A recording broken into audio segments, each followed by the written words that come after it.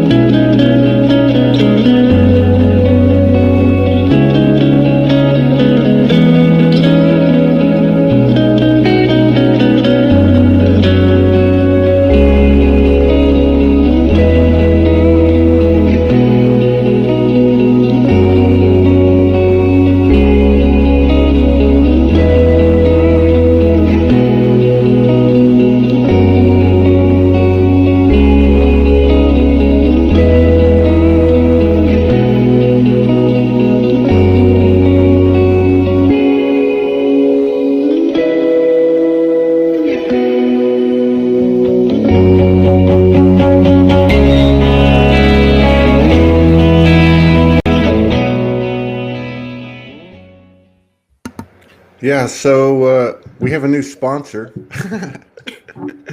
So let me show you who the new sponsor is. Okay, hang on. Ready, go. Yeah. The new sponsor is SOULOGYNetwork.com. Shop at SOULOGY. This is horrible, right? But anyway, we have products, and give us a shot. Go by and take a look. We're going to be adding more this week, and obviously, this is what was the phrase that Marina came up with? For the community, built by the community. So it's all built by the community, every aspect of it, and we're just making it up as we go. Happy Monday morning.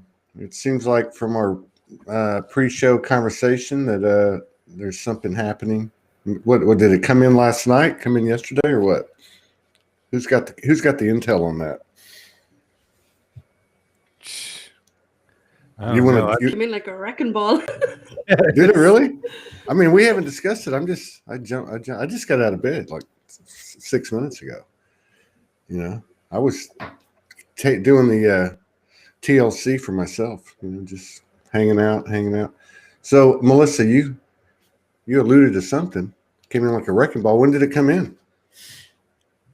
No, I was just. So when we joined the call here a couple of minutes ago, you just mentioned, just so the other people know what we're on about, where things are intensifying if we're not really dealing with ourselves. And Delia, you said it as well. Yeah. So I was yesterday morning, I was lying in bed. It was another one of my sleep deprivation nights. I just pulled another one last night, and I'm lying in my bed yesterday morning, and I just wrote a small piece to myself. And for me, I ended up reading it like at 6 a.m. this morning, as if it was the advice I'd been trying to give myself earlier that day. And the realization more and more and more and more that it's me. I'm at the core of all my shit show. And if it's ramping up outside of me, it's because I've got to calm the storm inside. But you can't escape it now. But I got it really deep yesterday. I got it really, really deep. And I shared it, and I'm kind of mind blown by the amount of resonance with the words, because people are seeing themselves like we're all in the same feeling space, and we're all recognizing ourselves by whatever means. I'm kind of acknowledging my own perspective from yesterday. But yeah, that's me. How about you? Are you going to read the piece? Yeah. Yeah, sure. Yeah. Here we go. Want to put some background music on? No, Michael can just sing for me. Yeah, there you go. Michael, do you sing for Melissa? Sometimes. Well, if you sing for Melissa, that's the whole idea of these programs on SOULOGY, is to be yourself with everybody. So Michael will be singing before the end of the show. Yay! Me and brother are going to do a duet. Okay, I'll do that.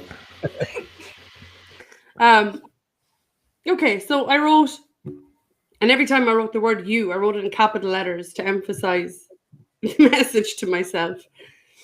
And I wrote, you've been trying to show you the places where the wounds are still open. You've been trying to show you where it doesn't feel okay in your world right now. You have been trying to communicate with you by getting your attention in whatever way possible, even if it has felt extreme of late. That change is vital now. You've been trying to allow you the space to be with the emotions of it all, as they fluctuate from simmering to boiling point and back to nothing at all, only to repeat. You have been gifting you the realizations of where you don't belong anymore, in specific situations with certain people, reliving your own heartbreak over and over again.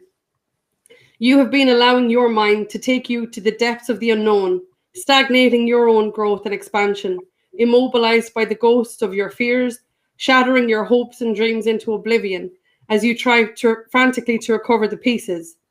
You. It's always been you. You have been both the kryptonite and the antidote.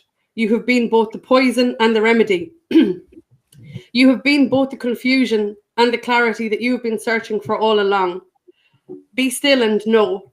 Allow yourself space now. Allow yourself the silence. And in this silence, allow your heart to speak. And like I said, 6 a.m. this morning, I'm rereading that because I'm deep in something, and I'm like, give me something. I don't know who I'm talking to at that stage because I'm delirious from lack of sleep, but I'm like, give me something. And then I opened up Facebook and I just saw my own words. And that's kind of how this is rolling for all of us now. So yeah, deeper and deeper and deeper I go, realizing, like I said, I'm both the kryptonite and the antidote. And that's a big kick up the arse sometimes, I'm not going to lie. I like that line. I like it too. It feels a bit like a Marvel movie. And it feels like the destruction in a Marvel movie too sometimes, and the I don't know, the calm after as well. I just realized that like I've really got to stabilize my mind when this stuff hits, and it's not easy sometimes. So yeah, I like that. You forgot to read the quote that goes with it. So what? The quote, well, I shared the quote, which was actually a piece from another piece that I wrote, but Marina magicked this together, and the actual picture that comes with it says, "Let your sacred tears fall to the floor in reverence for what the heart has endured." Yeah, I saw that yesterday. Yeah, so it's like trying to look at you from two different angles, witnessing both, like I said kind of before, the distorted and the divine within you, realizing that the distorted is a lie, that the divine is truth, but then being in a place where you're willing to open up and receive the truth of who you are. Yeah. And let the rest fall away. And honestly, I'm winging it. I've spent most of the day on the sofa. If I make it through the end of this live without running off to get sick, I'll be lucky. And I'm in my PJs. I am right now PJs? In my PJs. So yeah. You've been in your PJs all day? Well, no, I had a shower. I'm not that bad, but you know, I'm in them right now. So I'm just keeping it as real as I can because I am absolutely winging it today. I forgot it was Monday. It's our shower day, right? Yeah, and it's Monday afternoon here. So ours is Sunday. The Mexicans are Sunday. The Irish are Mondays. No, that was excellent. And you just wrote that yesterday? Yeah, just Yeah, the poison and the antidote. Yeah. And just to, go back to what happened before, I was just saying that, like we were just talking, like all this, I just said, what's going on? Everybody's like, yeah, wow. And then Day is like, I don't know. And I said, I don't know anything. The only thing I know is that, Day said, when things come, they go faster, right? Which is true. But then I just said, yeah, but one thing I'm noticing, and I'm noticing it since September, is the stuff's getting louder and louder. Stuff that we're not addressing, whether we're conscious of it or unconscious of it or ignoring it or denying it or whatever, doesn't matter. It's getting louder and louder, and and everybody can see it. That's what I'm seeing. Yeah. Everybody can see it. So it's not like you can't hide anymore. And it's not even from yourself. Others are starting to see it. And that's just the way it is. And I'm seeing it in a lot of places. And so I'm trying to stay on my toes and just hold myself accountable. And I'm just finding, like what you said, I'm just winging it. Mm-hmm. Moment by moment, day by day, just trying to stay busy, trying to take initiative without being 3D. And, I was talking to somebody yesterday. I was talking to, I think it was Jade over at Vibrational Empowerment Network. And he was talking about some stuff. I said, look, one thing that I try to do is stay busy, in a creative mode. And it seems to make things, it's not going to keep anything out, that's for sure. But I think it's a good way to process because your focus is where it should be. And that stuff that's distraction, distortion, you don't get attached to it. So it doesn't expand in your field. The only thing that leaves is what you're unconscious about, your own unconscious programming. But yeah. What about you, Delia? Did you just get off a spaceship? Didn't you go on a spaceship yesterday? You went on a hike yesterday. Oh yeah, so I was supposed to go to the gym, so I had my stuff, and then picked up gas, and I was like, nope, go run. So I was like, okay, when it's running, there's some energy coming in and anchoring. So one of the beautiful things, especially being in the light lounge language with Susanna Mara, when COVID hit and everything else, we were doing these expansions and everything else. And then we went off and spoke about what light language and activation codes sometimes are for many people, because technically it's light language technology.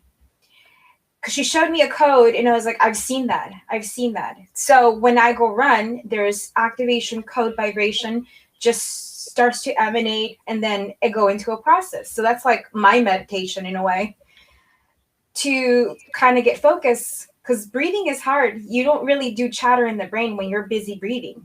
So it was interesting. And then on the way back, I was told to go on a hike.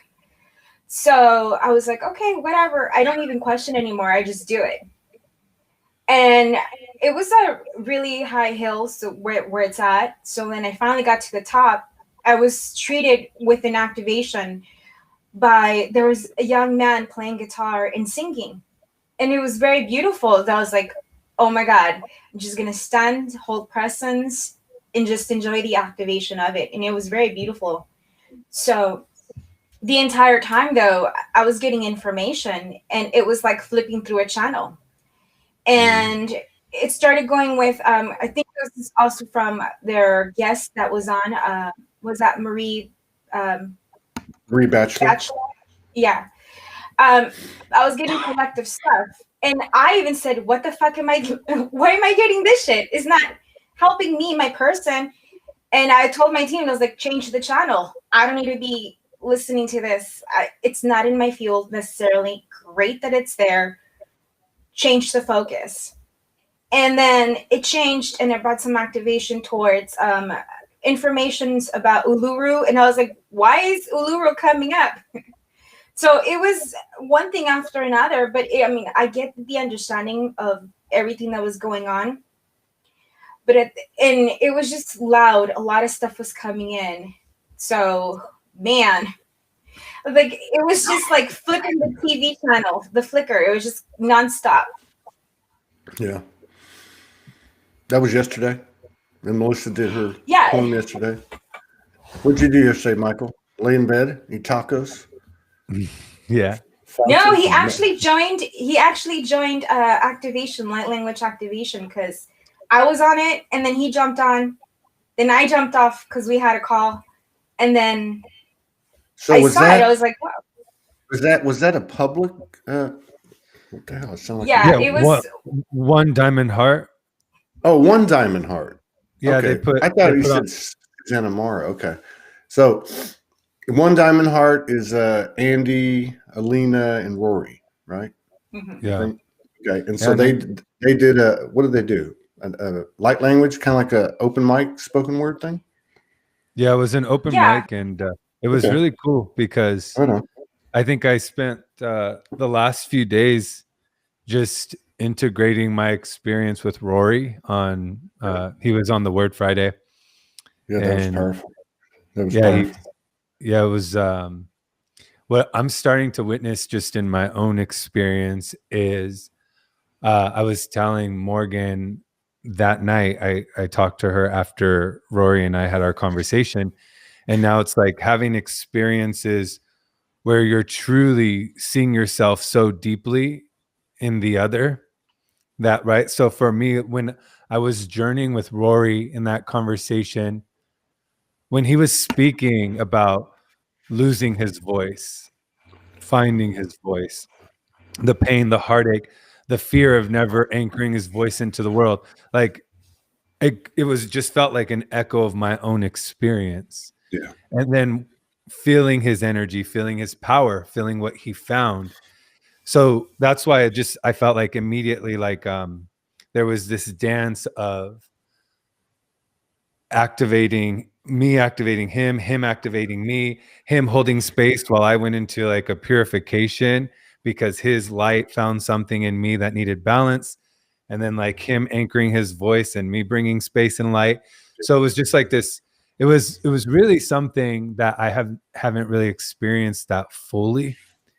And I think that along with that, and Melissa and I've been talking about this, is with that experience, you're also still getting remnants of the old way relationship used to be. Like, so you'll be challenged if something comes in and where you can feel now the distinct difference between what relationship used to be, which where it was a dance of shadow, and now where it's the magnification of light.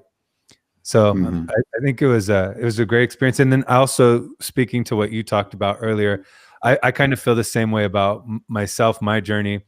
I feel like a lot of the stripping of identification, like you said, it came when you were on the streets. And for me, it came when I was in bed recovering from a brain injury.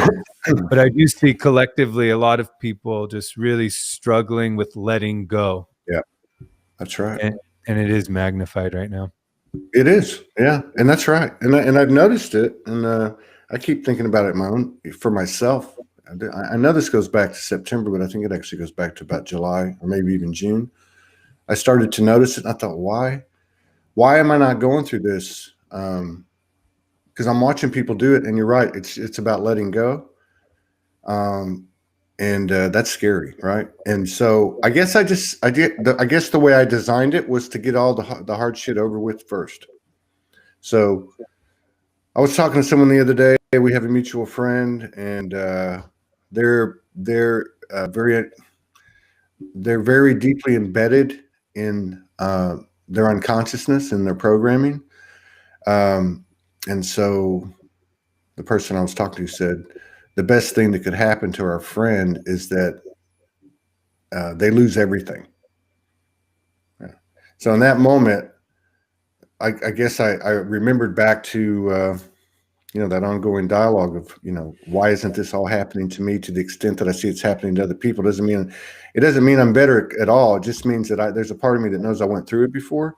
But in that moment, when I thought about my friend and I thought about their life, and it's a full life, family and work and the whole 9 yards. I thought, you know what, that is the best thing that could happen to that person. And something came in and was like, that's what's going to happen. if necessary, to each and every person. And I remember hearing those words 2 years ago. I'm sorry, 8, 9 years ago during that 2-year period. I remember very distinctly being told, every single thing will be taken away from you. Every single thing. When I left my house, the first day, I heard the word Job, right? From the Bible, Job. Now, I didn't know anything about Job because I was not a good Bible reader at all. But I did remember the saying, the patience of Job. So as soon as I heard that, and that was at the first day, okay, and I think I heard it because I was getting used to that type of communication. I heard it about 4 or 5 times in the first 2 days. I kept hearing Job, Job, Job until I got moved to a point where I had to go research it. But I remember hearing that and going, okay, the only thing I know about Job is the patience of Job. And I thought, no car, no money, no family, all that stuff's gone. All you got is these suitcases and you're walking. And so that's right when the walking became like an action of meditation, an action of communion, and an action of patience, because I knew I had miles and miles, hundreds and thousands of miles to walk before this shit was going to get clear, because I was in some deep shit in all ways, legally, physically, mentally, emotionally, financially, spiritually. I mean, it was a clusterfuck. And but blessings are burdens and burdens are blessings. So I look back at that, and I remember they came in and they said to me, take everything away. Take everything away and slay the demons. Slay them all. And I'm like, what the hell does that mean? So as I was addressing my shame, my guilt, harnessing my external blame, shedding these skins of these attachments, which I didn't understand the verbiage of attachments and all that. I just knew what I was dealing with. But every time that happened, whatever the subject was, I had to slay the demons. And the demons were externalities. They were external blame, external narratives, stories, lies, excuses. And I had to go through each one of them, right? I went to jail, for instance. I got set up. I was set up. I went to jail. I was charged with a misdemeanor, a Class C misdemeanor. So you got felony, and I don't know the levels there, but you probably got 2 or 3 levels there. Misdemeanors, you got A, B, and C. C is a like a non-arrest warrant. Like they just call you and say, come in. Okay? So keep this in mind. So I get thrown in jail. 6 cops bust my hotel room door down. And I ended up going in. I was offered a misdemeanor if I would wait. I was in there 34 days. If I would wait another 30 days. And I said, no, I took a felony probation. This is the kind of mindset I was in. I took a felony probation instead of waiting 30 days because I had some stuff I need to take care of. My point is, every single time that I dealt with something, whether it was rational or not, demons were presented. I was shown what my excuses were, what my lies were. And I think that's what everybody's faced with now. Me too, me included. All right. I think everybody's faced with enough is enough. And, you're going to go through some pain the longer you put this off. So that's what I got. Kind of like your poem, Melissa, which was pretty awesome. Thank you. Same message. I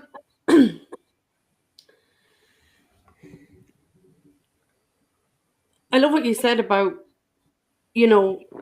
having no choice but to take accountability and responsibility for your own world.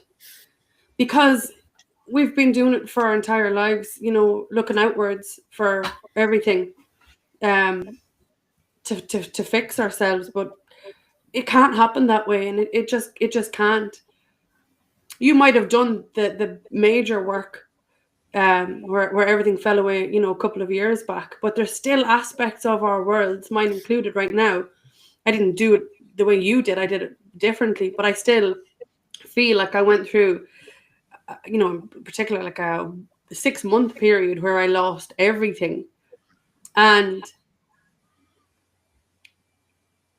today, the remnants of anything that's still in my field that's not true are really presenting themselves now. And you cannot look at another person now and put accountability, responsibility in their hands. You can't put your happiness in their hands. You can't put anything. But it's not easy to, because it's like for me it's multifaceted, because it's like the realization I'm allowing this to happen, and at the same time history told me this was my norm. So you have to try and pull apart what's true and what's not, what's real and what's not. So that's where it gets confusing for me. And if I am in my head a lot, I find it very difficult to pull them apart. But I think everybody is in that phase now, and I think that's why it's so turbulent, because anything that they haven't dealt with is really coming around now to bite you in the arse. And if you're staying 5 seconds longer in a situation, in a conversation, in an experience that you know you should not be in, it's going to hurt like a motherfucker. And nobody wants that anymore, because we've, like, you've walked those streets. You don't want any more pain and any more suffering. And everybody is living the equivalent. They've walked their streets. They have lost what they, you know, the massive things, or they haven't. Yeah. And you can't run from it now. But it doesn't have to be, what's the saying? Change is inevitable, suffering is optional. Yeah. So you're in a very, very unique place where you can actually witness that. I wonder, I'm sitting here listening to you because I was trying to like find this connection between some energy and that place. What do you call it? Unconscious, attached, resistant, whatever you want to call it. Where the universe is coming, knock on the door and going, hey, if you don't pull your finger out, I'm going to take every fucking thing away from you, period. I mean, that's what I heard. And that's the energy I'm trying to describe, that point. And I think that point is here. So as I'm listening to you, because you're right, suffering is optional. So what is the counter? And you know what I think it is? I'd like to hear what y'all think. I think it's gratitude. I'm driving to the store last night, and I'm kind of in this space, you know, more from an observer standpoint. I was thinking about my friend, and I was thinking about some things, and then I was getting in the car in the parking lot, and I thought, wow, this car was gifted to you. This bus was gifted to you. This was given, you know, all these things started to show themselves on the path. And no, they weren't 3D traditional or typical. There's no savings account, no, whatever, a big wardrobe. I mean, whatever. But all this stuff was gifted. It was reciprocated by my efforts, by our efforts, Morgan and Todd, by SOULOGY efforts, by whatever. It's a reciprocation of your efforts, and and this is the other side of it, is it's being done in almost real time now, instant manifestation. And the last thing I was going to say, I think it was Marina. We were talking about some things, and she said you got to be real careful, and she's right. I think she's right. You got to be real careful about what's coming out of your mouth now. Mm. We were talking about a friend who actually said, now that I think about it, said to her, said it in his program, everything, if necessary, everything will be taken away from you. And guess what happened? Guess what happened to him? Mm-hmm. He got deplatformed. His account was wiped out. and now he's looking at it as a new birth. But yeah, I think we got to be real careful what we're saying, and I think that gratitude might be, because gratitude you can find the asset, the gift, the blessing in almost anything you look at, really anything. So I think gratitude will offset and negate the suffering. You'll still go through it, but I think it will make it more easy and graceful. I don't know. What do you think, Delia? No, I agree. I actually had this conversation just yesterday with Allison. We're talking about overall the energy and the amplification, how careful we do have to be more on just overall manifesting. So I told her a story of something that happened to me that's related towards the hormonal issue that I'm balancing out.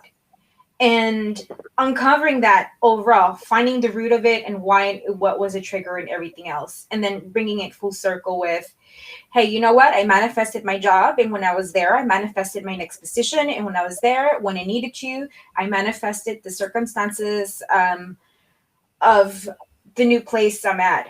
So even then, and I went back to, like, to really like, oh my God, this is really huge. We have to be careful in what we think, how we start saying things, and saying the keywords to eliminate, like try, hope, the emptiness, the doubt, all those things to really shift the focus, which kind of reminded me of a funny thing that I told her that happened at work.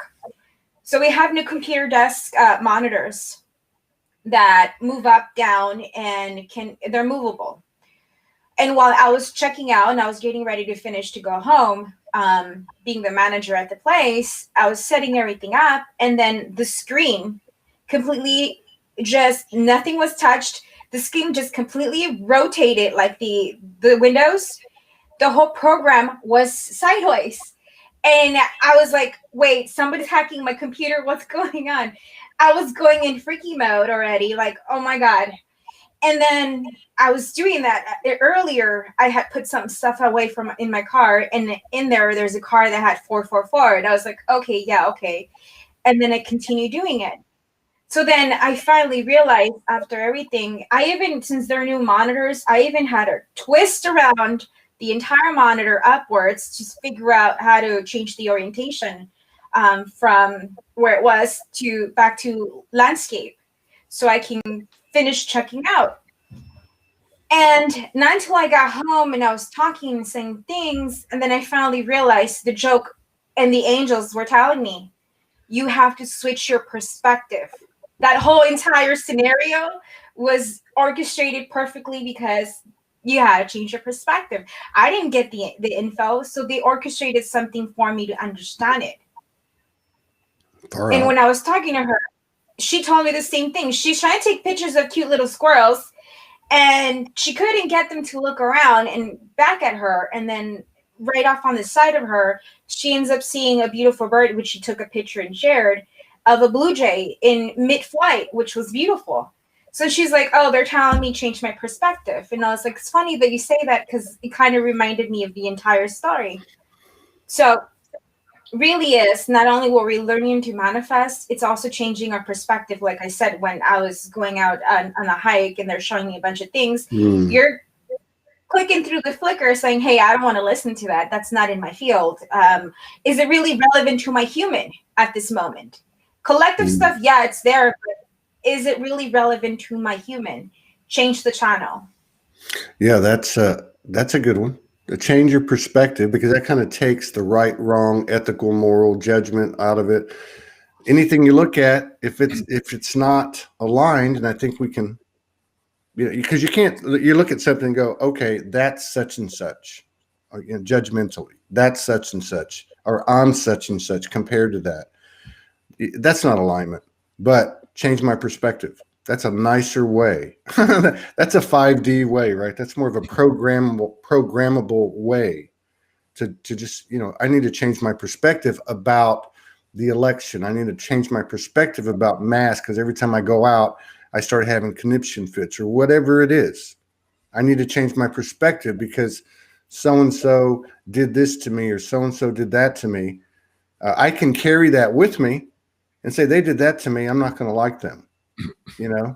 That's that's not alignment. And I still feel very strong that we're being forced to be unity consciousness, and there's no shortcuts and there's no exceptions. So anyone that's fucked you over, anyone that you feel has done this or that to you, it ain't on them. I really believe that the universe is going to say, hey, who the hell do you think you are to wait for them to come to you to say something nice to rectify the situation that happened 3 fucking years ago? Okay. Who the hell do you think you are? You are unity consciousness. And you're the one that's the line of separation here. So maybe you need to go to that person and give it another shot. And if it doesn't work, go back in a year or whatever. But I don't think we can put it on others or anything external. And I don't think the universe is taking any prisoners. What do you think, Michael? Yeah, I think that in just analyzing my own experience, I feel that perspective and perception, it's a flowering of progression, and that you see all of the different perceptions out there, they're all defined by the amount of energy that lives in each individual. So I think compassion naturally starts to expand when we understand that the certain way people navigate the world is in direct proportion to the amount of pain that fuels the thoughts in their psyche and the emotions that create their impulse and experience. So as I'm like navigating the world right now, it's more about understanding that within myself, I'm just committed to not turning away from whatever I feel, but I'm not putting what I feel into my hands and then creating with it. Yeah. So I've been in a lot of emotional pain, a lot of psychological pain, but I feel like within this form, enough energy is cleared that those thoughts enter, but I don't hold on to them. But I also, I think perspective is interesting because I think deeper, right, when we say higher perspective, but really since everything's coming from a projection from the inside out, it's really about falling into a deeper place. And the more we move through pain, naturally, we're allowed to fall deeper into the essence of who we are. So like, as I continue to transform, it's more about when I feel pain, I just don't deny it. I feel it. Like, and the truth is there's times gratitude can coexist with my pain, but there's times it cannot. Yeah. There's times I am just in an immense amount of pain, and honoring that that's part of this journey. That's part of the progression, and that there's something holy about it, and not letting my mind go like, let me bring a happy thought in to counter this negative thought. Really, when I stay in the pain and I feel it so deeply, that's when it starts to rip open my heart and rip open my stomach. And then usually, it's followed by a lot of tears and some deep blood curdling screams inside, but it's like when I feel that, something opens and I feel that's where I fall deeper. And so like, I think I just don't want to run. I don't want to hide from myself anymore. And when I'm in an immense amount of pain, I just sit there uncomfortable or lay there uncomfortable. Or what I've been doing a lot is I go sit out in the sun and I feel the beauty and the warmth of the sun, but I also honor the paradox of that nothing in me feels illuminated in that moment.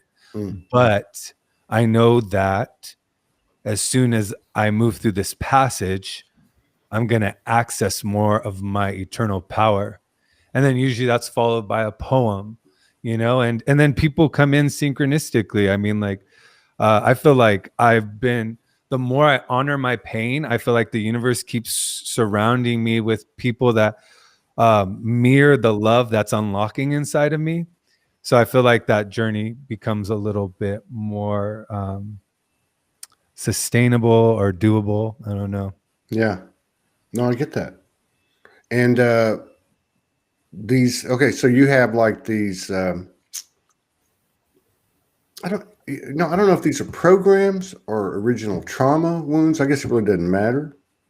But these ones where we've rationalized and substantiated our behavior and created a story that we tell. Like, what's the difference between creating a story about an event that occurred in the past, a long time ago, with a family member, and there was a conflict, and you tell this story, and 20 years later, it becomes like riding a bike, and you just start telling the story, and then you kind of go, oh, wait a minute, that's not how it went down. You ever have one of those aha moments? So I think the way this is working now, it used to be those types of things, all right? And now, and to Michael's point, we've done enough work that we can get through it in the way like we've been all each describing, whatever. But if we're presenting, so now it's become more of a present moment kind of scenario. So if we're presenting ourselves to anyone, and it's not in alignment with what I know, right? Mm-hmm. I'm not being true. It's a mask. Okay, an example. When you're a little kid, and I know we can all relate to this, all right? So you're a little kid, and one of your parents answers the phone, right? Somebody calls the house. Now, up to that point, they have a certain voice, and it's like, do this and do that. How are you, honey? And all of a sudden, the phone answers, and it's like, hello, it's Todd Medina. How are you doing? And there's this persona comes. I used to notice that when I was a kid. My parents would do that, right? Yeah. You know that? Yeah. It's kind of like that energetically. Like we put on this face, and it's been going on for so long, and it's not immoral or unethical, or it's just not aligned, and it's not the to thine own self be true frequency, which is what we share when we share these artistic expressions of our communion with infinite intelligence. But it's a soundbite as opposed to a thesis, right? Mm-hmm. But these sound bites are what are the data points throughout the day, moment by moment, that we're being asked to that degree. So if you find yourself trying to hide something that you do, that's a lie. Mm-hmm. That's going to come out. All right, and the last thing I'll say, and it's become much more meaningful in this conversation. I was told 8-9 years ago on what was probably the most pivotal night in that 2 years. I was told, do you need to understand that the entire universe, the entire world population will know everything you've ever done in your life. And man, that was a long list. And if I just took the stuff that had happened in the previous 12 months, drug addiction and a lot of things that went with that and all kinds of other stuff that's scary. So, I looked at it and I went, holy shit. But then I understood the wisdom of it, that nothing will hide, that everything will be revealed. And if it applies to me, it applies to everybody else. And what was being given to me was what this frequency, what this shift would be after the fact. It would be a place where there was nothing to hide. But how can we get to that place until we align with it? And aligning with it's not like these people aren't doing it. Those people are not awake. That person did something bad to me. That person is an asshole. That's not it. It is me going, why did I tell that lady that story? Why am I still saying that? And I think we're at a point now where our focus can be in the moment by moment present scenario, and we can focus on these little data points. Am I wearing a mask? I get on the camera, I'm talking to Melissa. Am I being Todd? Am I the same way everywhere I go? This is my steering wheel. Am I speaking? And I remember this too. They told me, when you get to a point where you're speaking to any person on the face of the earth in the same tone, in the same way, you're home. You know, so to me, that's a good steering wheel. Melissa, what's the crack?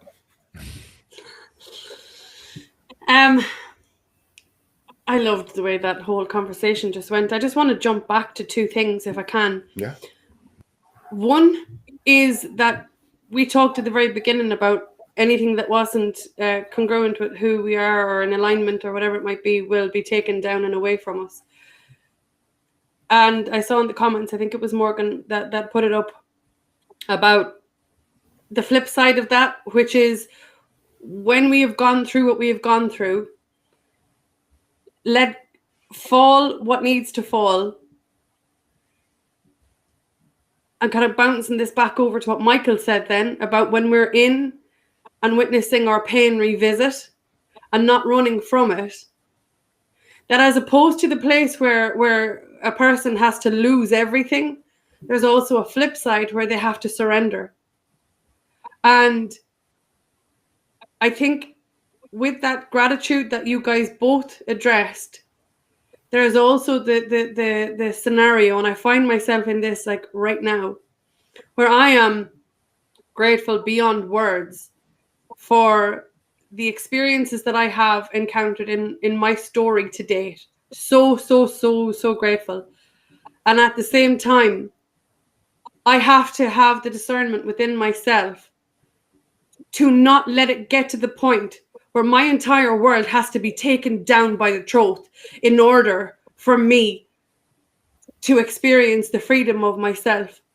And that I do not put myself through the ringer, and that I do not end up naked with nothing in my life and my heart smashed into a million pieces, and that I have got to show up for myself in that moment and say, this ends now. Because I've already done that. I've already walked that walk. I have already lost everything. And the greatest gift I can give myself in those moments when washed with the gratitude of my journey and who has been what to me and what has occurred, that I also know that as that pain and suffering and heartbreak washes through my whole physical body and reminds me of where I've come from, that equally I have the discernment there to surrender and let go and be with what is trying to take me home. And Michael said it perfectly. There are enough people around us now reflecting the love that we are, as opposed to the pain that we've endured. That means that you're not going to stay down. So I just wanted to pull that around because it's not going to always, but it's not going to always look like. It's not going to always look like for everybody, because we're all at different stages, like you mentioned at the beginning, Todd. We're all at different stages, and so if you can just feel into, I said it to my daughter earlier on. She asked me a question, and I actually wrote this down because I wanted to remember this. Sorry, I have the attention span of a goldfish, but I said it doesn't matter to her. She asked me something completely separate to what we're even talking about, and I said it doesn't matter what it looks like. It matters how it feels, and that's what I'm talking about. If you can tap into how something around you feels and honor that within you, allow the gratitude to wash over you, allow the pain to wash over you, and then make a decision in that now moment. Where are you going to let it take you? Damn. It's the pause and the observation. You just killed it. That was like the Sermon on the Mount, man. You know? Yeah. That's how Melissa enters the room right there. You're up, Delia. That was awesome. Yeah, that it's just that pause from seeing it. And I think I've been doing this a lot more and more often, is taking the higher perspective. Sure, you can go ahead and feel the feels, but at the same time, you have to allow yourself that pause. And I think everybody has a different pauses, but that pause to be like, okay, where can I go with this? And I agree with her 100%. It's just going with, where does it take you? What do you want to feel? For one, what do you want to create? And then go with that. What's the point of holding hot coals in your hand and continue when you're already done the work, you've already done a lot of stuff? And I've always come back to this, especially like with old process and things. Your past is no longer a story that you hold. Sure, you learned and you pick up the wisdom from it, but you don't have to carry all those baggage. It's the baggage. And I think we're learning to just release and continue releasing. We could always honor and hold the wisdom within us. What was that one beautiful thing that I heard Shanine had recently when she was having a process? Sure, transmutation and everything else is there. Well, you can't transmute something when you have not felt it and you have not integrated and accepted the wisdom in it, and then to fully let go of it. Because what is the violet flame? Sure, you can do the violet flame all you want, but if you have not integrated that and accepted that and zero pointed that in however process you do into your being, then it's just going to keep coming up in different forms. And this is when we started off, when I said in the beginning, even stuff is coming up and you can feel the collective stuff and you can feel our own stuff and it's kind of meshing together. You can know when it's your stuff and when it's collective, but it's no longer, it's more faster. That's for one. And two, you're not really staying in it the whole time. It's not constant because a lot of it has been that we already done some of the work. So when it comes up, you're like, oh, okay, I see that. And then we're starting now to learn to get to the root of it and collapse that program to really like just clear it. Yeah. I like what Todd said earlier about how you received the message that everything was going to be stripped, nothing would be able to remain. Because when we talk about, and a lot of people write about this, that we're living between two worlds right now. But what does that look like inside of the mind, the body, and the spirit? And for me, living in two worlds is feeling the emergence of something timeless, where the poetry is retrieved, where I see, where I see what wants to be created, what wants to come into the world, where it's just pure potential. That's the one world. And the dying, decaying world inside of myself will be when thoughts are coming up and surfacing of pain, guilt, right? And it's when those thoughts come in, what I feel like when I enter that world, I feel called to go completely still, completely silent, and not exchange. Mm-hmm. Now, that doesn't mean I can't talk about it I could talk about it, but I know that that nothing there now. I'm not meant to create with any of those thoughts and emotions. I can speak about them with someone I feel, can journey with me through them. But the process of knowing those thoughts are literally just meant to be felt and dealt with. And then when I feel, which is the other world, enter me, this is what I'm supposed to release into the physical. So someone asked on here, I think it was Cece, well, what about the imperfect human, right? About loving ourselves. I think love, for me, is the deeper dimension of what's being unlocked within a multitude of forms right now. We call it shifting consciousness. And as that love emerges, what it's going to do is it's going to create with the eternal aspect, to where when we feel in duality, in the old world, what happened is all of that pain, which was stored as thought and emotion, it was meant to create fractal realities. It was meant to, because we were experiencing our pain. We wanted to experience a reality based in fear. But now we want to experience, when I say we, I'm talking about the one monadic spirit wanted to create that. And now it's creating a new experience. So I think that, I've said this before, but and I love, Melissa, how you write to yourself. or how you at least you tell us you're writing to yourself, because that's the same for me. And in one of the poems I've talked about, it's "Go Silent, Forgotten Child." And that was a reminder for me every time I entered the darker aspects or something that needed to be cleared, to honor it in stillness, because that's where it's going to be purified. And not, I think judging ourselves is interesting, because I feel like fear itself is what's judging itself, and that's how it continues to live and expand and feed. So even the thought of not judging ourselves or loving ourselves, that's actually only able to be reached when a certain quotient of light pierces through and a certain amount of pain's been dissolved, because that compassion for ourselves comes from the virtue of our spirit. So sometimes it's not getting lost in the pain so deeply, where we realize that the pain is the perception point for the entire reality. So sometimes our pain is saying, don't judge myself, take it easy, right? Knowing now, and I think this is a critical point we're at in the world, what's speaking, fear or love, right? Because there's a lot of people saying, I'm coming in the name of love, and love says, don't like these people. Love says these people are unredeemable. Love says that, right? But that love isn't saying that.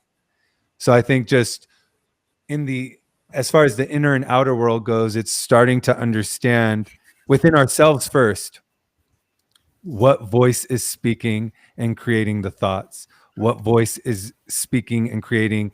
Is it emotion, stagnant emotion, or is it intuitive feeling? Is it creative thinking to unify, or is it thinking that's continuing to bisect? And I think that I felt like I wanted to express what those, when we say living in two worlds, looks like and feels like inside of myself. That was a very good explanation. The thinking causes the bisecting. Okay, so like you said, something I thought was really, really powerful, and that I just realized because you said it. Like, so you cannot create Trinity creations. You cannot create in the Trinity frequency, or we can call it the 5D frequency, New Earth frequency. You cannot do that from from unbridled emotions, from emotions that are just running wild or running you, right? It's not allowing that. And I bet you there is a link to a creative block for any of us that are in that situation. That's a really powerful thing, because this is what I was saying earlier. What I'm noticing, I've noticed it for months and months, and I'm trying to find the groove, master the groove, which is I can create my way out. Any situation that I'm in, I can create my way out. It's not going to be from an old method. The more talking that's done, or if I'm talking to someone, the more thinking that's done, if I'm talking to myself, the less creative I'm going to be, the less aligned I'm going to be. And there's something about, and we've all written things, and everyone here can relate some ways, skateboarding, playing basketball, dancing. There's this place you can go where you're fluid and you're intuitive and instinctive. And that's the soul, right? I mean, that's the soul right there. So I think that is really important, because I think creativity is one of the tires on the vehicle. Intuition, creativity, imagination, and courage. I think that's one of the wheels that drives our vehicle now. Yeah. The other thing too is going back to what Melissa was saying about surrender. Okay, like I get what she's saying, and I think that might be closer to what I was trying to get to earlier in regard to the gratitude thing, because the surrender that to me anyway, the surrender that is in the 5D dictionary book, as opposed to the 3D, is a surrender to an embrace. It's not like a surrender, I give up, here's the white flag. It is a reverent surrender. And maybe because you're surrendering your will, all right? You're surrendering your ego, right? You're surrendering your absolutes. And I think now that we're talking about this and things are getting, remixed in my head, that's what was happening to me in those 2 years. I was not given a choice. Oh, this has to be real. This has to be surrender to this. And I'm like, that 12-foot angel was just a coincidence. I'm still, I'm just an outlaw walking the street, and I'm an asshole of a father, and I've failed at this. So I'm in this thing, and I'm showing a divine episode, and I'm not surrendering to it because I'm so deep in my shit. So what happens? They come in, cop car pulls up. Hey, what are you doing? Let me see your ID. Boom, you're going to jail. Or I get jumped, or I get in a fight, or I get kicked out of a place I'm staying in, or it starts raining in the middle of October and it's 25 degrees outside and I got nowhere to sleep and I'm on the other side of town, which is all these things, right? So when I say taken away, I don't mean like that happened to me. It all happened in one fatal swoop, basically. I'm talking about energetically things being taken away that you lean on, or that you take for granted, or that you need to change your perception, right? Your perspective, like Delia said. That's what I'm talking. I'm talking about an energetic taking away. And yeah, could there be some physical, occurrences that align with that or parallel that? Yeah, I'm sure. But I'm talking about dignity. I had a picture sent to every family member, right? That was absolutely as deep as you can go. It was sent out to everybody to bring shame to me.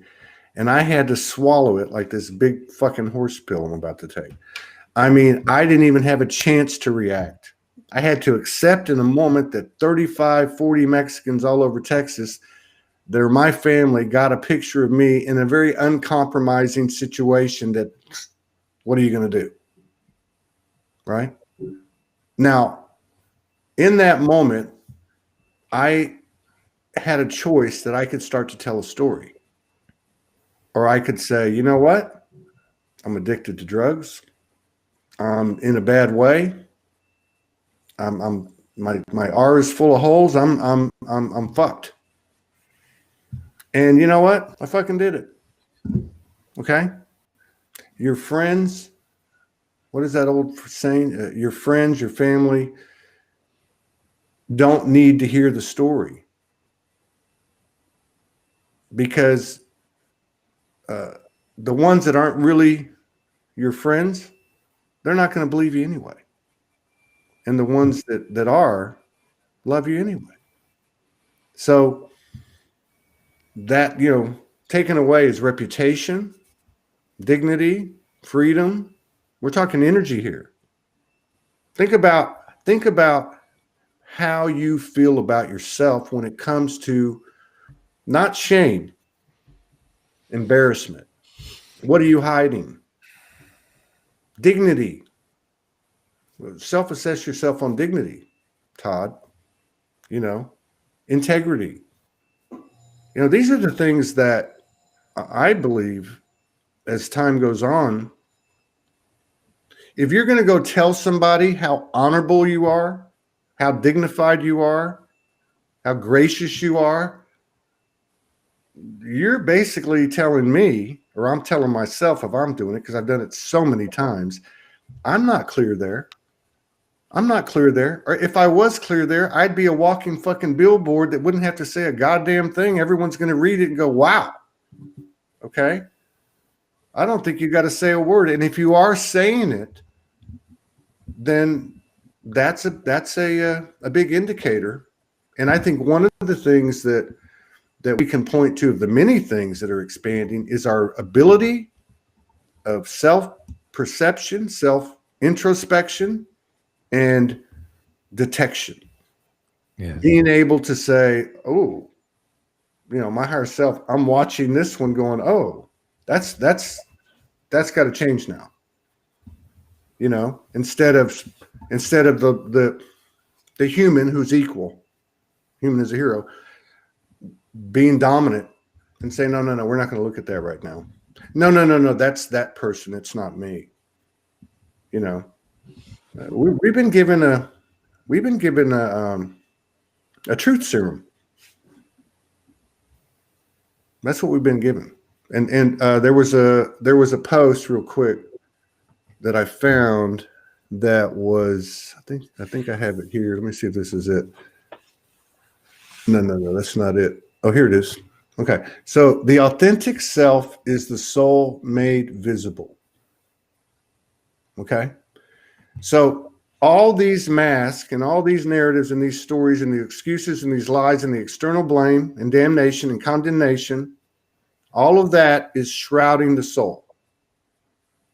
So remove stuff, and this is my opinion, remove stuff, which we've all been there, shadow work, zero pointing, and that's a continuous process depending on what's happening, or blast that shit out. Be creative, focus. I got blinders on. I'm not looking at this stuff over here. I'm going to work every day and I'm going to hit it and do the best I can, knowing that we're creating a new template in all regards to include, say, 5D business practices, 5D commerce, 5D relationships, and all these things. There is no owner's manual. There is no right or wrong. It is actually being formulated by what we do, okay, and the frequency that we carry, which is, hey, we've entered the no bullshit zone. Okay, Melissa, I try to compete with you, but I can't. No, I just want to wrap up by just saying I love what you said about we can create our way out. We can create a way out. And that when we find ourselves in that victim-based space, possibly, or if we find where our worlds are coming in on us. Yeah. For me, this is just for me. I'm asking myself right now, as I look and reevaluate situations, people, scenarios, what would love do? Yeah. Would love engage here? Or would love have me remove myself? Would love respond, or would love react? Would love, what would love do? And it's kind of as simple as that for me, I guess. Because if I don't, what did you call it, Michael? Fractals of what way did you word it? I'm sorry. I was mesmerized by what you said, and then I'm I forget it all. You said when we engage, that the fractals of, I don't know what way you put it, but it's our story. It's the fragments of our story. Fractal aspects. Like basically the pain becomes fractal, and it lives in the psyche as thought and the emotional body as, as and so when those turbulent times revisit, that I choose me. I witness them, I allow them, but I still choose me. Because they're going to keep reappearing. Yeah. As long as we don't spiritually bypass. Yeah. Because that's and you know what? Maybe we're being shown that in the field of the lightworker community so that we will be more aware in ourselves. Because I think even if you do try to spiritually bypass, you'll get shown that fairly quick as well. So I think so. It's not worth it. I think so. So for me, I really got to be discerning in what it is I'm going to give my energy to moving forward, because I can't afford to, nor do I want to, run back to what's broken me in the past. So I'm going to ask myself, does this look like love? Does this look like love to myself? Am I loving myself right now?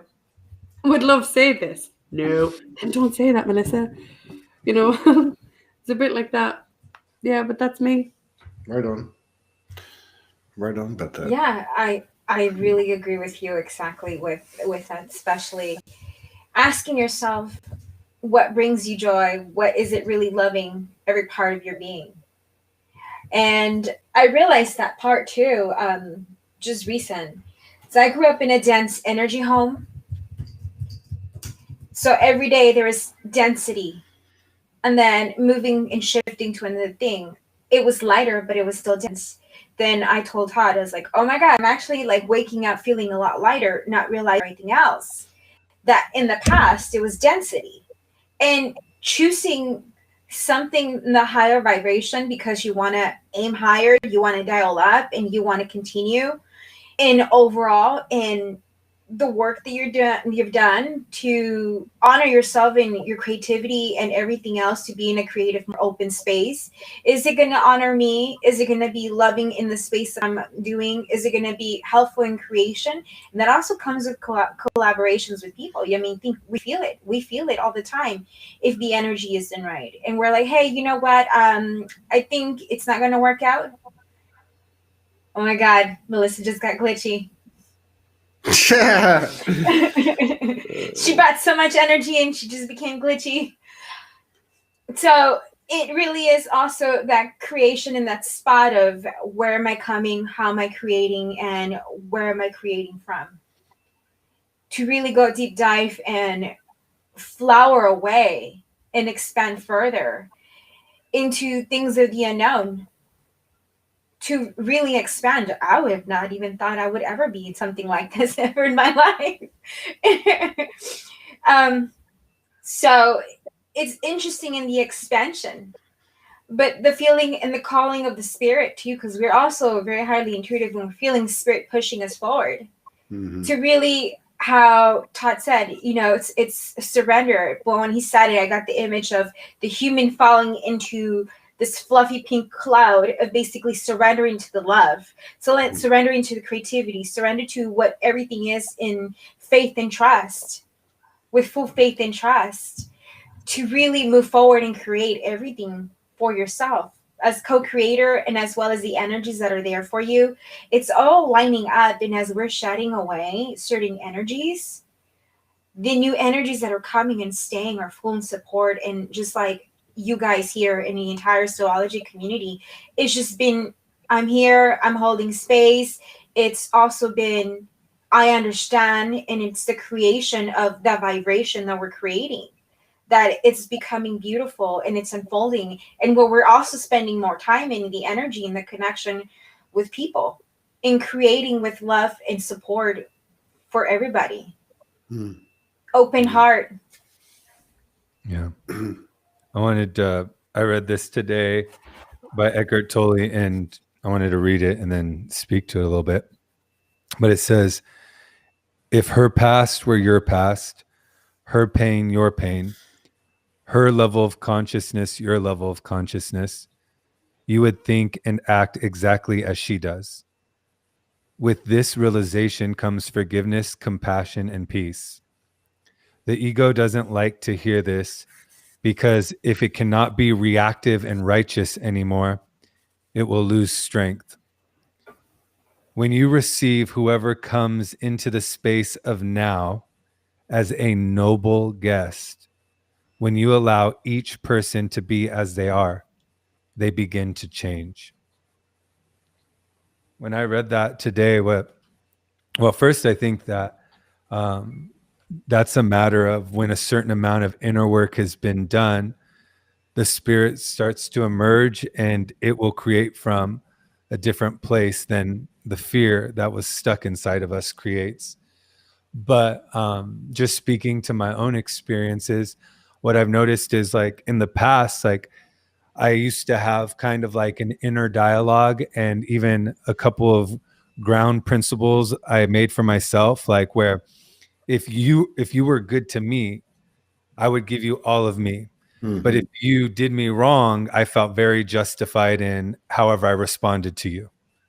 So like that, and I held that was a long held belief that I thought was from my spirit or from my soul, but I didn't realize that was from my pain.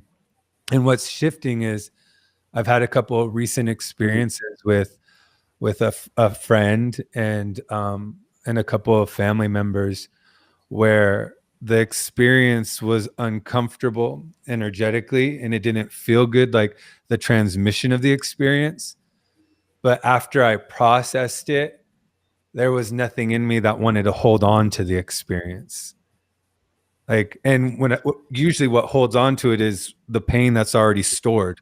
We'll grab more pain, and then it feeds on it, and that pain grows. So I think just like in knowing, like, and especially someone on here wrote the spiritual community is going through a cleansing, a purification. And yeah, that cleansing's absolutely reflected in each individual in the whole world right now.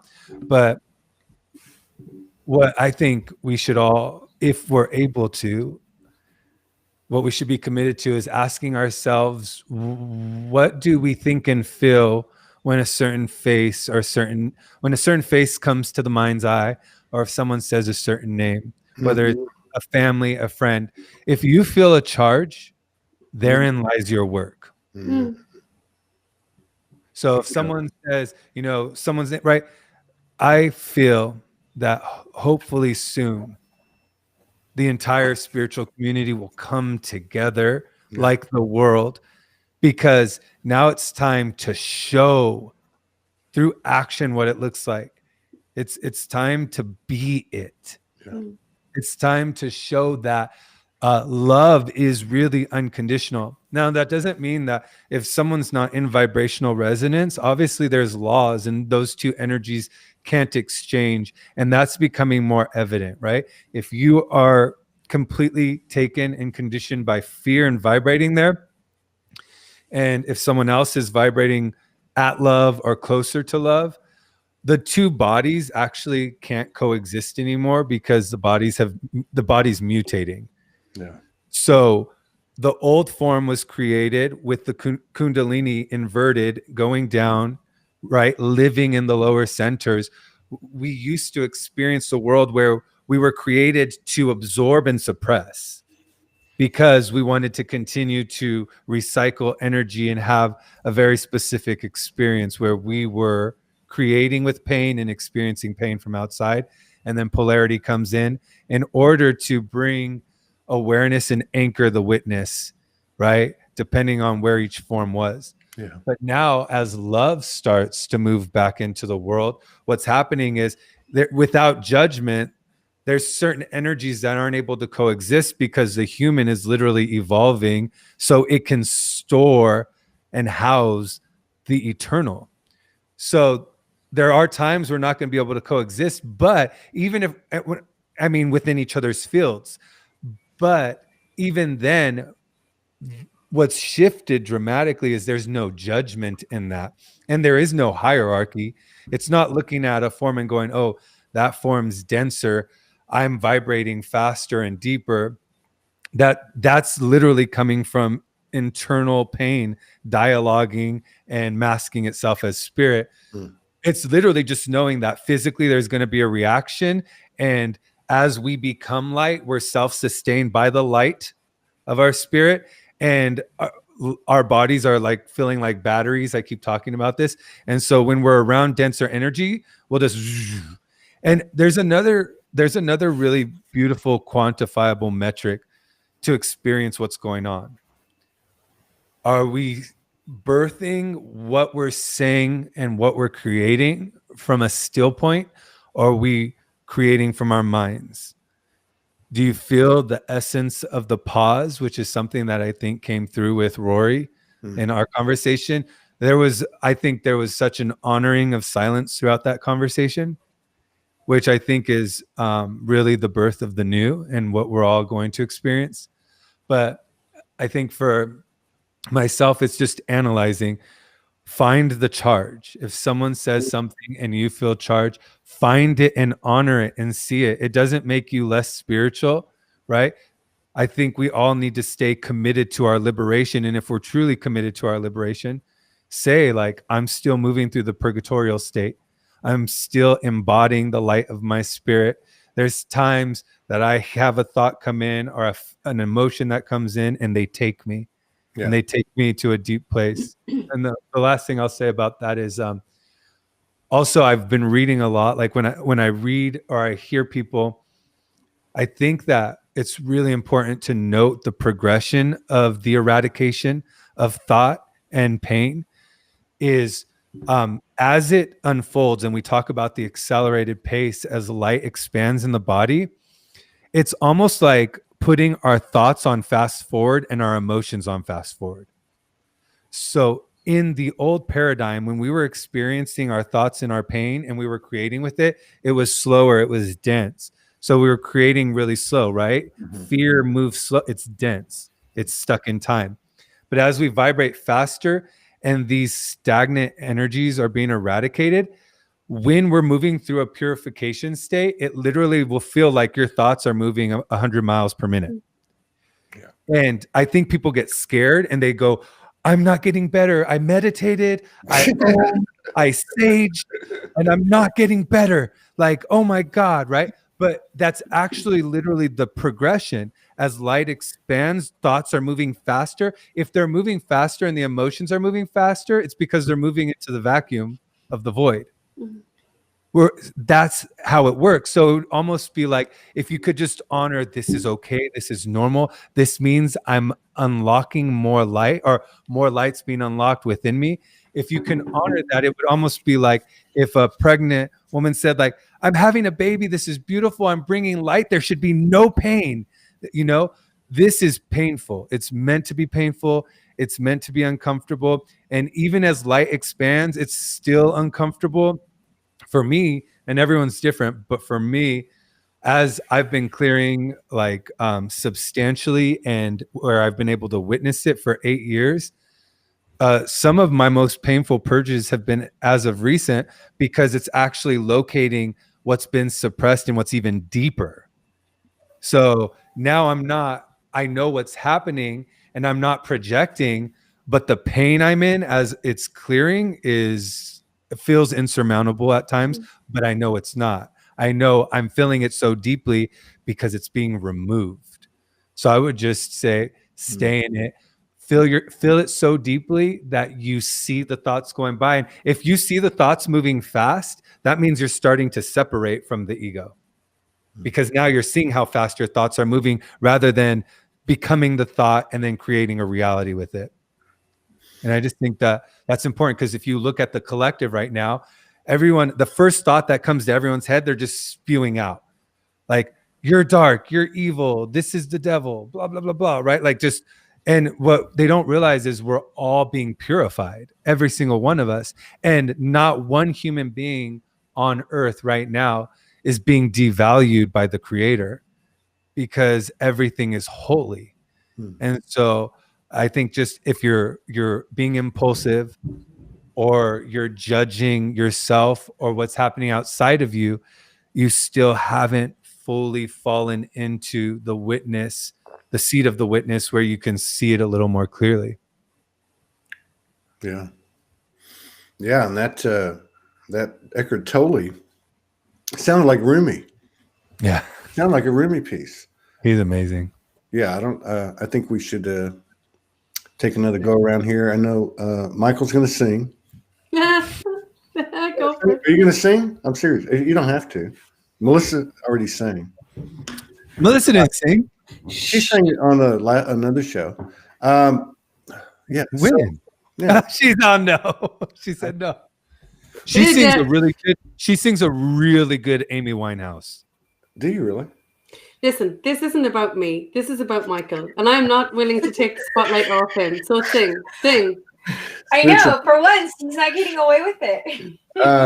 If you sing, Melissa, I'll sing with you. No, you can't do this, Todd. So, okay, let's see where it goes. Let's conclude this. Let's conclude this part. Yeah, this is what this is designed for: real-time intel. And I like what you're saying about this. The speed of the words and of the energy. They don't. We're not labeled to be, and honestly and truthfully and factually labeled to be in a dense realm. If it wasn't a dense realm, it's a very slow moving realm. This is why I get frustrated with, not frustrated, but where I don't buy the bullshit of politics, not even QAnon, not even Trump. I don't. And the reason I don't is, and I'm not picking on Trump, okay, because I don't care. To me, it's all the same thing. It's about us. But 4 years, all right? And I don't care who it is, Obama, Clinton, Bush, George Washington, Abraham Lincoln, whoever the hell it is. I don't care who it is. But What about the UFOs? What about the secret space program? What about hidden technology? What about all the rewritten history? Bullshit. So I'm not even going to go there. All right. I'm interested in what's happening real time at the individual level until there are enough souls on the face of the earth that carry 51% or more of the energetic power on the earth that understand that my self-transformation is the key. So these conversations to me are gold. You know, what did we learn today? Don't take it personal. I heard it today several times, said different ways. But it's a lot different than Don Ruiz Miguel, whatever his name is. Sorry. I butchered that name. Don Miguel Ruiz, right? Yeah. Like, in other words, I know what he meant in that book that I read 20 years ago, but I'm hearing it in a different way now. Don't take it personal. And Melissa just said, like, don't take it personal against yourself. But it doesn't matter. If I take something personal from any of you, it's like doing it to myself. This is where we're at now. Oneness is oneness. There's nothing in between. And whatever the line of whatever, you know, there's a line. There's always seemed to be a line, and maybe that's not going to change. But if someone knocks on my door and says, you're taking a vaccine, I'm going to have to think about that. If you don't, you're going to go to prison. You're going to die. And I'm going to have to think about that. And that could be another issue. It could be a lot of other issues. I'm just making something up. I guess what I'm trying to say is it's in a sense, it's closing time. It's like, okay, the movie's almost over. We're about to turn the theater lights on. What have you learned from all this? Because we turn the lights on. Guess what? Everybody's buck ass naked. All right. And your level of experience is going to be based on how comfortable you are with that scenario when the lights come on. There's no winners. There's no losers. We're meant to expand. And I really like the other thing that came out of what was mostly Michael talking about, and I'll put it in my own words, the chatter. These loops playing in our head, they are deep, deep, deep, deep. They're like pulling out the tentacles of an octopus, you know, and each and every one of us can do it, and are doing it. And there's so many people around the world have set the table, have done the shadow work on themselves, have zero pointed. I'm not talking about people like me. I'm talking about people that go back 10, 15, 20, 25 years. What that did was it opened up these energetic portals and stargates and gateways for other people to be able to walk in smoother, right?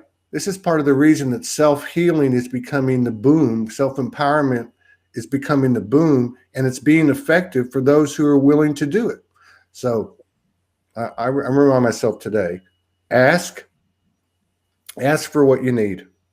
Walk the talk, and when in doubt, shut the fuck up and be like a turtle, stick your head in the shell, pull your arms and legs in, and wait till all the bombs stop blowing up, and then you come back out and play.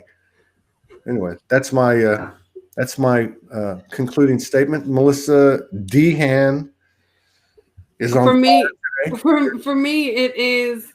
I love, Michael, you said about that noise and the speed and the chaos and the mind stuff, that we realize that, you know, that's what's got us all physically exhausted. And as soon as I'm done with even this conversation, I'm going to resume my position on the sofa in there in front of the warm Irish fire, and I'm going to let everything just fall. There you go. Yeah, that's me. Right on. Delia? Yeah, I really love that. I don't know what kind of theater we were at that everybody's butt naked, but okay. Oh, yeah, that was funny. But besides everything else, how everything's coming up super speed, and being mindful of our words, because our manifesting is coming so fast.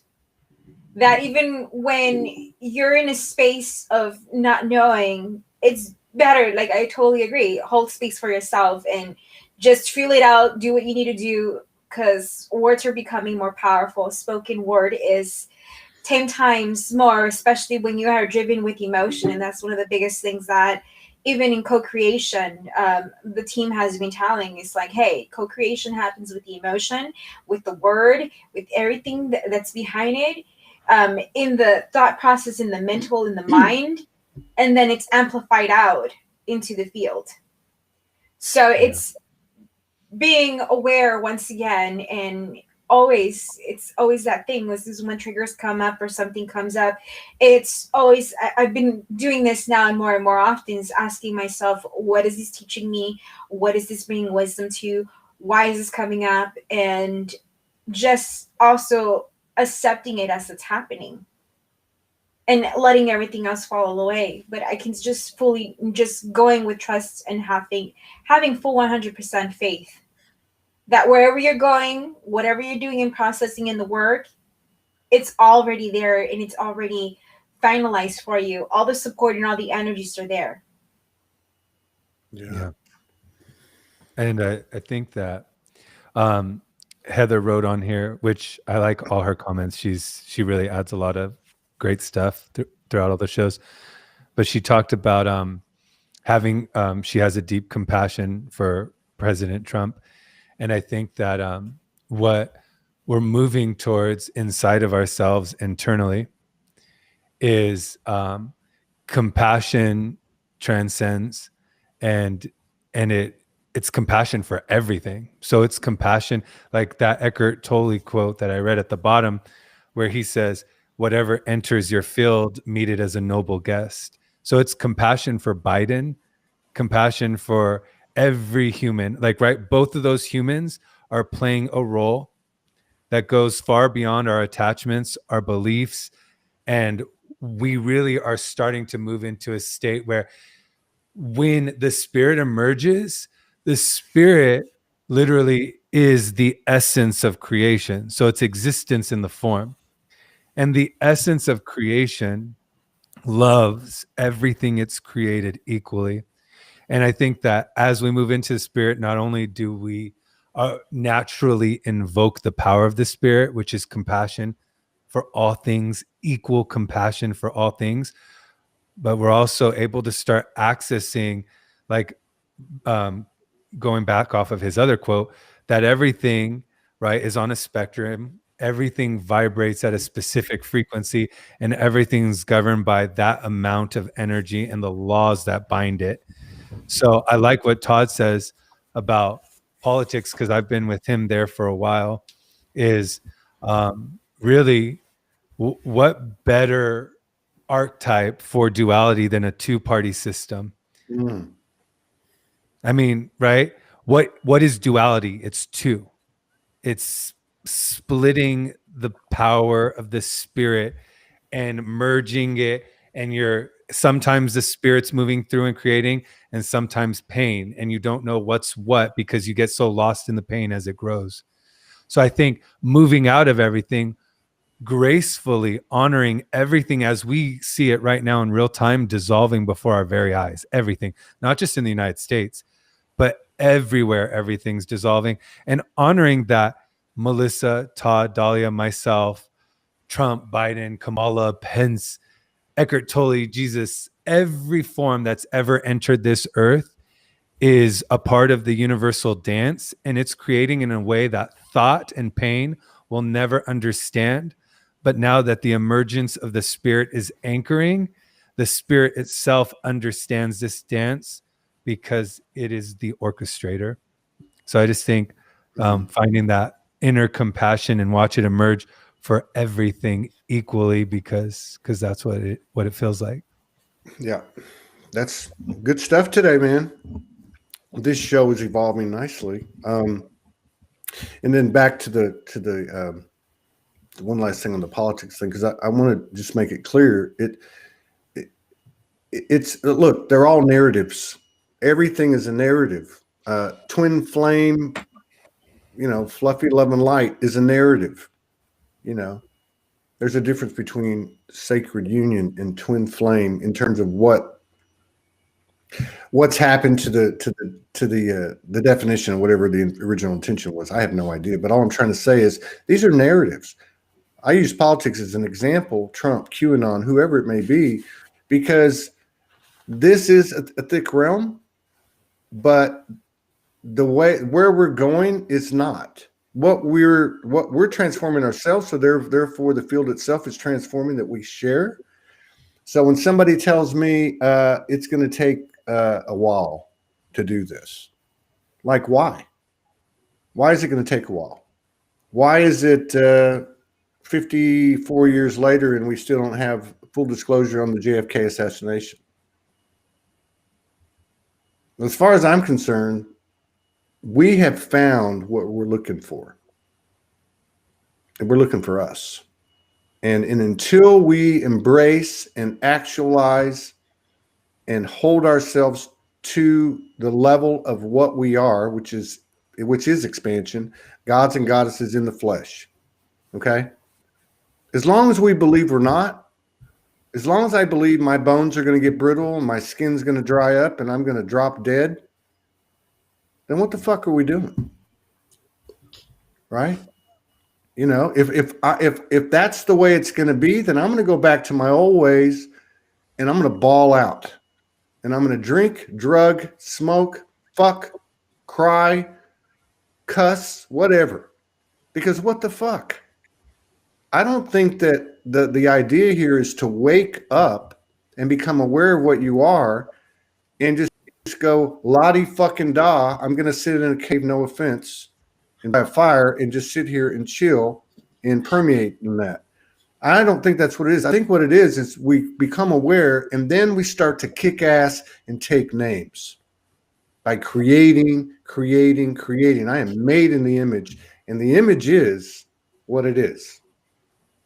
I have all the attributes, and this is the gold, you know. So I just want to say I'm very honored to be with the three of you. I'm very honored to, you know, create something out of nothing.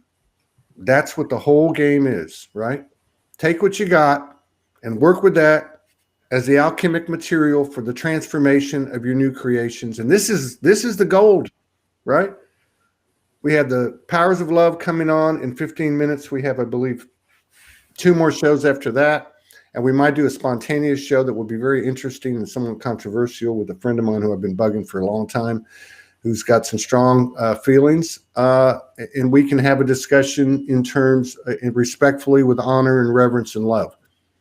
It's not a debate. It's not an argument. It's an opportunity to discuss real-time topics at the human level that can bring code to all of us. Because sometimes you got to talk about this shit. You know what I mean? But anyway, if you would please take a look at the SOULOGYNetwork.com. We've had friends that have been deplatformed. Shanine Mulan was just deplatformed. Keith Anthony Blanchard was deplatformed. I'm not afraid that we will be, but I do think that we're going to be encouraging people to go to our website. You can watch all these shows on our website, and I think we're going to be expanding it very more quick than we had thought. And you know, if you want to take a look at our store, we're going to have some new shirts in there this week, like "The Human is the Hero," "Holy Shiitake Mushrooms." What's the crack? What's the crack? What's the crack?